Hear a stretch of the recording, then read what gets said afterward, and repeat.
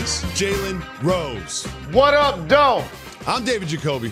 And on the cool check-in. Together we are Jalen Jacoby. What is it that we do? We get the people what they want.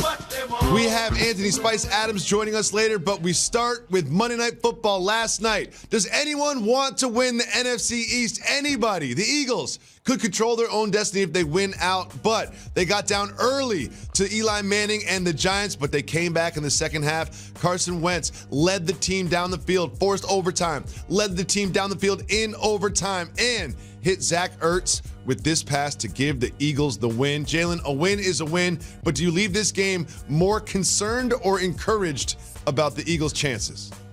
More concerned, and it's not necessarily based on the score of last night's game. It's based on the injury report. Lane Johnson went out during the game. Alshon Jeffrey went out during the game. Deshaun Jackson wasn't available to play. Jordan Howard wasn't available to play. Now all of a sudden you're losing so many guys that you rely on to make big plays, especially at this point of the season, if you're going to upend the Dallas Cowboys. I don't want to see Carson Wentz throwing the football 50 times, especially in those conditions. However, in the second half, their offense did respond. Zach Ertz was huge, 2 touchdown grabs. But ultimately, for the Eagles, that head-to-head with the Dallas Cowboys may end up being a determining factor. Well, as they did get thin in all the skilled positions, there was a little silver lining to that cloud. A gentleman by the name of Boston Scott, he was undrafted, he was on a practice squad. They brought him up. He had 10 rushes for 59 yards, 6 catches for 69 yards. Little guy out there just zipping around. Did they find something last night in Boston Scott? Possibly, and to show my age, the first thing I thought when I saw him was like, is that Dave Meggett? Because they was playing against the Giants, old school, and a little Darren Sproles also.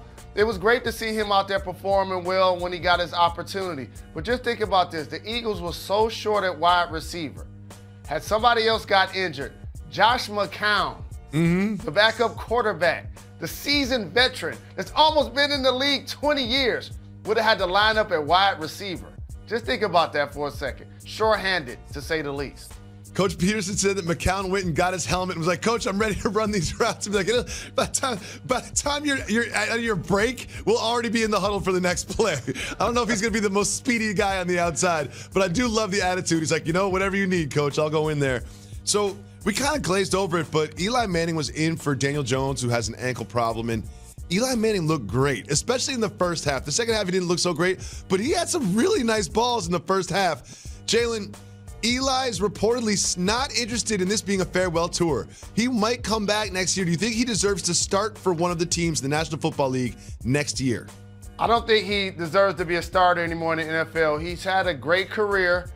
He's going to end up in the Hall of Fame based on the fact that he has 2 Super Bowl championships, 2 Super Bowl MVPs, and that his last name is Manning, and he played in New York City. But not too many quarterbacks get a chance to go into the Hall with an under 500 record, and he also has that. But it was great to see him back out there performing. I wish I would have bet on the over-under cutaways of his family and Peyton and stuff like that. I'd be a rich man today. But the second half started, and the first thing I was thinking of, they should be showing Saquon Barkley family, because he's the present and the future, and they're not getting him involved. And if they're not able to get him involved in these conditions, they're not going to be able to keep this up, and that's what took place.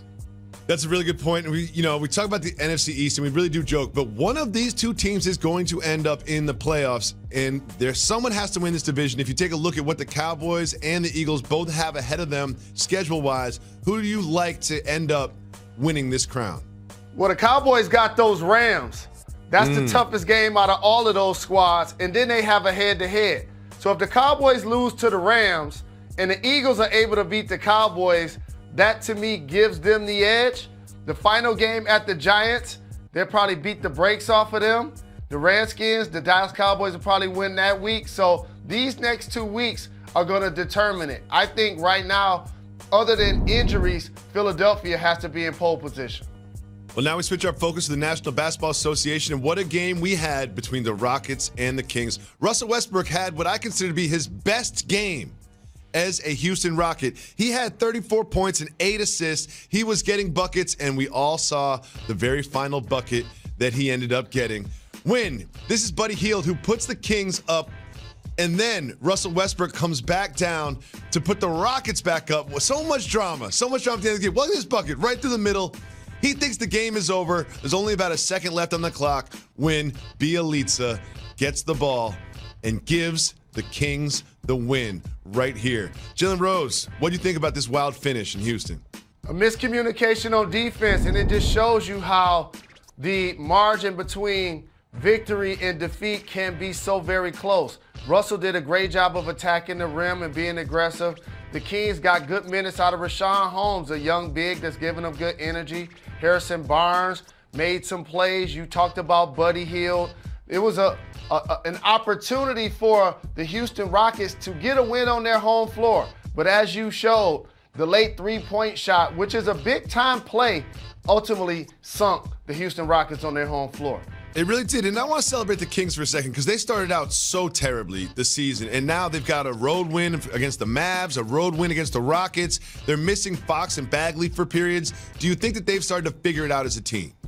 I do, and it's based on the guys that I named. They have a lot of seasoned veterans. I didn't mention Corey Joseph and Trevor Ariza.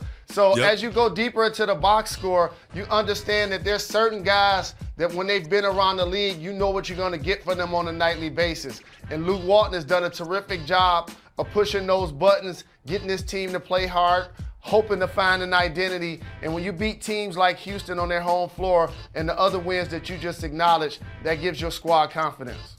Not only did the Rockets lose to the Kings last night, they also lost their appeal. Remember the dunk that was a dunk, but the refs didn't think was a dunk? You'll never believe this, Jalen Rose, but the league decided not to just straight up award them the win, and the league decided not to play over the last 7 minutes and 50 seconds. They actually said that there was plenty of time for the Rockets to make up for the error over the course of the rest of the game. I understand, no one really thought they were going to uphold this appeal, but did they have to add that part about y'all should have won the game anyway? Well, that was just a jab at them for making us waste time and energy and send emails and leave voicemails in order to go over something where I gave you guys the fix. Jacoby, you play basketball at so many different places, 100% more than I do. And there's so many times you see the Nets get caught when somebody that's not in the NBA makes a jump shot. When you watch NBA League Pass, you rarely see that happen. Never see it. Why? Because the nets aren't so long. In that case, I believe that's what caused the James Harden ball to actually do what it did. Well, 2 L's for the Rockets last night, but Jalen Rose, you'll never believe this. We had the Detroit Pistons at the start of the show. The Detroit Pistons at the start of the show, and I know you know exactly why.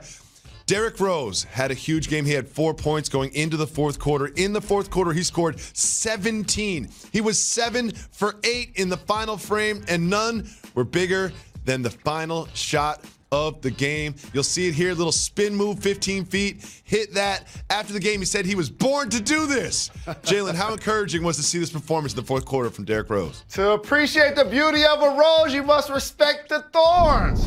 And on the road, when you have 15 turnovers, when you have 18 turnovers and 15 assists, you normally don't win. When Blake Griffin scores in single digits, that's normally an opportunity for the home team to get that victory.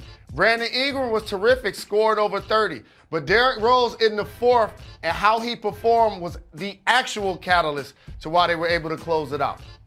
It really goes with Jalen. There's also some rumblings, some little reports and rumblings here and there about the Detroit Pistons maybe considering trading Blake Griffin. Could you see that happening this season? Well, here's the thing. Anytime a team isn't playing up to its expectations, all of the cards have to be on the table. And it isn't personal. We talked about this with Chris Paul. I know we love you, big fella. We talked about this with DeMar DeRozan. I know we love you. But if we're going to get Russell Westbrook and Kawhi Leonard in return, then we got to pull the trigger. No different from Blake Griffin. So it'll be interesting to see what and if they could get in return for a value in Blake Griffin. But I don't anticipate it happening over the next couple of weeks. Let's just say that. Well, Jalen, I'm so excited we have a guest that's going to join us in studio. A gentleman by the name of Anthony Spice Adams. He is hilarious, and we're going to see if maybe Creamy Bigums will join us as well.